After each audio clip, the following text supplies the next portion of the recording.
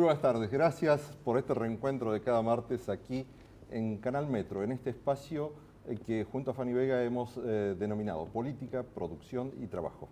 Créame que vale la pena siempre estar pensando en las cosas futuras. Creo que a veces es importante mirar o tener una perspectiva sobre lo importante que va a vivir todavía la Argentina, porque son muchas las cosas positivas por estas horas, a pesar de que a veces veamos solo las negativas. De todos modos, más allá de lo que pasa en nuestro país, en nuestra realidad cotidiana, en nuestra macroeconomía, no tenemos que dejar de pensar por un segundo en el concepto de que es necesario asegurar la paz en el mundo en este momento, Fanny. Porque la muerte no se resuelve con más muertes.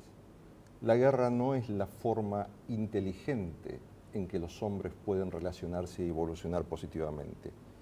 Y la guerra definitivamente es el peor instrumento entre los pueblos. No hay forma de justificar una guerra en ningún momento histórico, aunque todas las guerras hayan encontrado una justificación, una explicación, o lo más perverso, que se hayan apoyado en falsedades para tomar decisiones que no tienen nada que ver con los objetivos aparentemente de búsqueda de la paz. Bueno, sí, ustedes saben que siempre que ha habido una guerra, siempre hay intereses que van mucho más allá de las luchas internas que pueda haber en un determinado país. Siempre hay un movimiento económico que está sosteniendo esos intereses particulares. Pero en este caso, que nos estábamos refiriendo a Siria y a esa región convulsionada, cuando todos los líderes del mundo están tratando de buscar algún tipo de camino, ¿no? Yo conozco Siria y la he conocido en momentos en los que siempre hubo tensión, pero pensemos, siempre ha sido un país militarizado. Hafez el-Assad, el anterior presidente, gobernó durante más de 30 años y pensaba nombrar como sucesor a su hijo mayor, un piloto militar que murió casualmente 2 o 3 días antes de que yo llegara a Damasco, a mediados de los 90. En ese momento era un caos político porque se quedaban sin sucesor. Por esto es que el hijo menor de Assad es hoy el presidente de Siria. ¿Cómo se reflejaba esta situación en Siria? Por ejemplo, si uno era periodista, se metían en la línea telefónica por la que uno estaba hablando con su medio en su país de origen, pasando información, y nos ordenaban que habláramos en inglés, porque ellos no entendían el castellano. ¿Qué quiero decir con esto? Que hace 15 años, 20 años, 1 de cada 4 sirios formaba parte de los servicios de inteligencia. En esa sociedad militarizada es donde se han incubado las tensiones que hoy están generando esta violencia.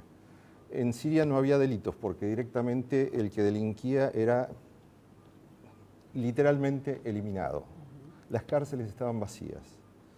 Y esto no habla de una sociedad en la que hay reglas de convivencia, hay reglas de tolerancia.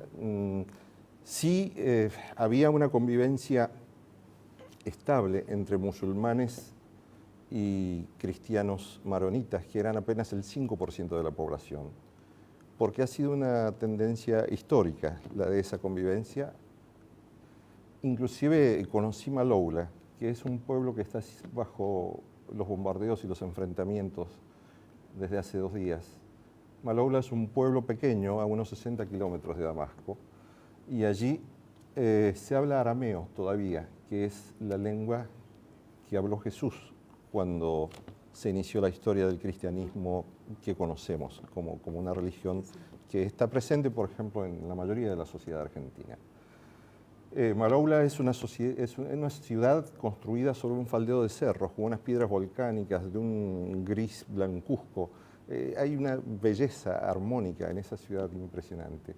Y, por ejemplo, para que tengas una idea de lo que se guarda detrás de esas piedras, conocí una iglesia que se llama Saint Sergius Sarkis.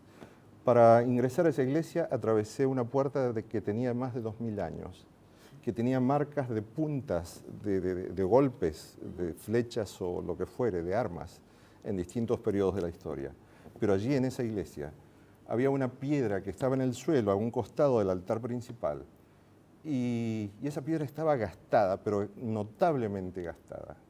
Cuando preguntamos al sacerdote que estaba a cargo de la iglesia, un hombre que hablaba 13 lenguas, nos respondió con mucha naturalidad: esta era la piedra donde los primeros cristianos hacían el sacrificio del cordero en los tiempos de Moisés. Es decir que imaginemos la historia que hay allí, la historia compleja que hay para la humanidad, con todo ese cúmulo de conocimientos, de ideas, de creencias que están cruzándose hoy, lamentablemente, a través de las armas. Las armas no son la mejor herramienta para la relación humana y no son un elemento útil para que nosotros evolucionemos como sociedad. Así es que, Fanny, desde aquí este es nuestro pensamiento compartido con usted para que se detenga toda posibilidad de guerra en el mundo en este momento. Vamos a una pausa y seguimos aquí. Volvemos con nuestros temas de política, producción y trabajo.